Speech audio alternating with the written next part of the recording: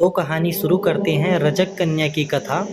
राजा विक्रमादित्य ने पुनः उस शीशपा वृक्ष से बेताल को उतारा और मौन भाव से उसे कंधे पर डालकर अपने गंतव्य की ओर चल पड़े। मार्ग में फिर बेताल ने मौन भंग करके कहा, राजन, तुम वीर हो, बुद्धिमान हो, इसीलिए मेरे प्रिय हो।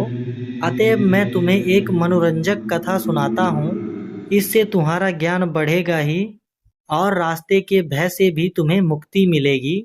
ऐसा बोलकर बेताल ने कथा आरंभ की। तो शोभावती नामक एक नगरी में एक राजा राज करता था। उसका नाम यशकेतु था। राज्य की राजधानी में देवी गौरी का एक उत्तम मंदिर था। मंदिर से दक्षिण में गौरी तीर्थ नाम का एक सरोवर था। वहां प्रतिवर्ष आषाढ़ शुक्ल चतुर्थी को एक मेला लगता था। भिन्न भिन्न दिशाओं से बड़े बड़े लोग वहां स्नान करने आया करते थे। एक बार धवल नाम का एक युवक धोबी वहां स्नान करने आया। उस तीर्थ में स्नान करते हुए आई हुई शुद्धपट की पुत्री मदन सुंदरी को उसने देखा और उसके रूप और सौंदर्य पर मोहित हो गया। घर लौटकर वह बेचैन रहने लगा। उसने खाना पीना भी छोड़ दिया। उसकी माँ ने उससे बेचैन रहने का कारण पूछा तो धवल ने अपने मन की बात अपनी माँ को बताई। उसकी माँ ने अपने पति को जाकर सारी बातें बताई तो उसके पिता ने कहा, बेटा, जिसके मिलने में कोई कठिनाई नहीं है उसके लिए तुम इस प्रकार शोक क्यों कर रहे हो। मेरे मांगने पर शुद्धपट तुमको अपनी कन्या दे देगा, क्योंकि कुल में, धन में और कर्म में हम उनके समान ही हैं। मैं उसे जानता हूँ, वह भी मुझे जानता है, इसीलिए यह कार्य मेरे लिए दुष्कर नहीं है। इस तरह बेटे को समझा बुझाकर उसने उसे खाने पीने के लिए राजी कर लिया। दूसरे दिन उसका पिता बिमल उसे लेकर शुद्धपट के पास पहुंचा। वहां जाकर उसने अपने बेटे के लिए उसकी कन्या का हाथ मांगा। उसके पिता ने आदर पूर्वक इसके लिए वचन दिया। अगले दिन विवाह का लग्न निश्चित करके उसने अपनी कन्या का विवाह धवल के साथ कर दिया। देखते ही जिस पर आसक्त हो गया था, ऐसी सुंदरी से विवाह करके सफल मनोरथ होकर धवल उस स्त्री सहित पिता के घर लौट आया।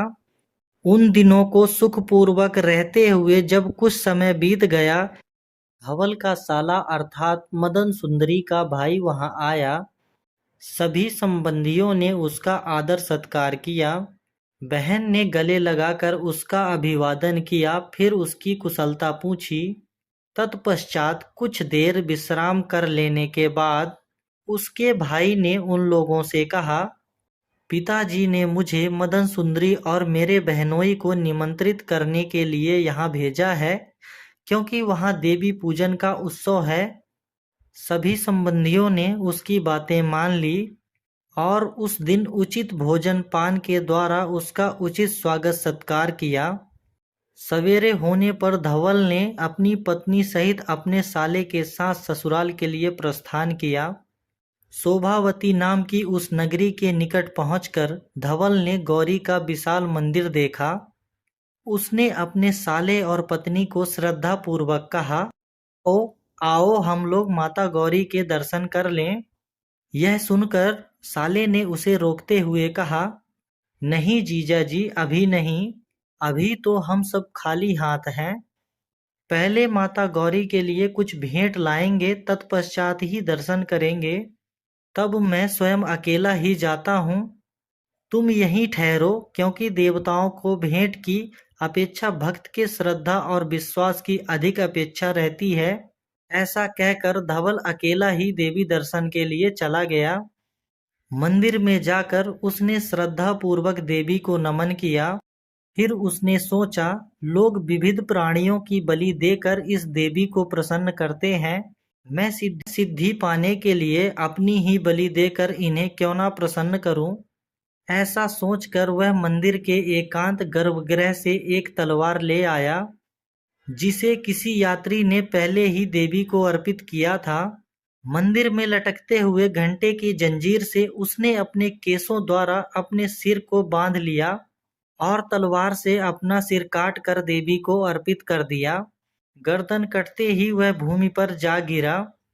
जब वह बहुत देर तक नहीं लौटा तो उसे देखने के लिए उसका साला उस देवी के मंदिर में आया। मस्तक कटे अपने बहनोई को देखकर वह घबरा गया और उसी तरह उसने भी उस तलवार से अपना सिर काट डाला। जब वह भी लौटकर नहीं आया तब मदन सुंदरी का मन बहुत विचलित हो गया और वह भी देवी के मंदिर में गई। अंदर जाकर जब उसने अपने पति और भाई का यह हाल देखा तो शोकाकुल हो वह भूमि पर गिर पड़ी और हाय क्या हुआ, मैं मारी गई कहती हुई विलाप करने लगी। इस प्रकार अचानक ही उन दोनों की मृत्यु पर शोक करती हुई वह कुछ पल बाद उठ खड़ी हुई और सोचने लगी कि अब मुझे भी जीवित रहकर क्या करना है। तब शरीर त्याग के लिए उदत वह सती स्तुति करने लगी। हे देवी हे देवी सौभाग्य और सतीत्व की माता हो आप। तुम अपने पति शिव के अर्ध शरीर में निवास करती हो। तुम संसार की सभी स्त्रियों की शरणदायिनी हो। तुम दुखों का नाश करने वाली हो। फिर तुमने मेरे पति और भाई को मुझसे क्यों छीन लिया?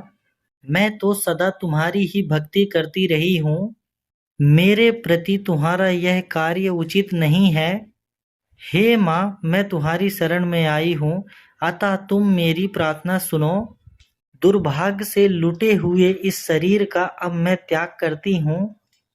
अगले जन्म में मैं कहीं भी जन्म लूं, पति और भाई के रूप में मुझे ये दोनों ही प्राप्त हों। इस प्रकार स्तुति पूर्वक देवी से निवेदन करने के बाद उन्हें पुनः प्रणाम किया और तालाव के द्वारा अशोक वृक्ष पर एक फंदा तैयार किया। फंदे को फैलाकर ज्यों ही उसने अपने गले में डाला त्यों ही आकाशवाणी हुई, बेटी ऐसा दुस्साहस मत करो।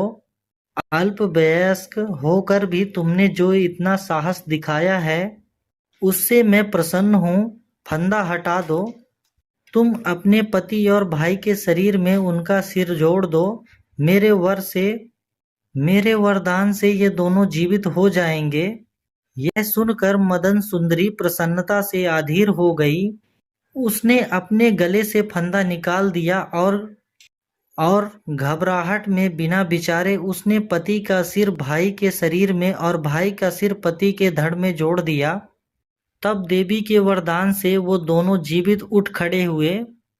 उस शरीर में कहीं कटने फटने के भी निशान नहीं थे, लेकिन सिरों के बदल जाने से उनके शरीरों में संकरता आ गई थी।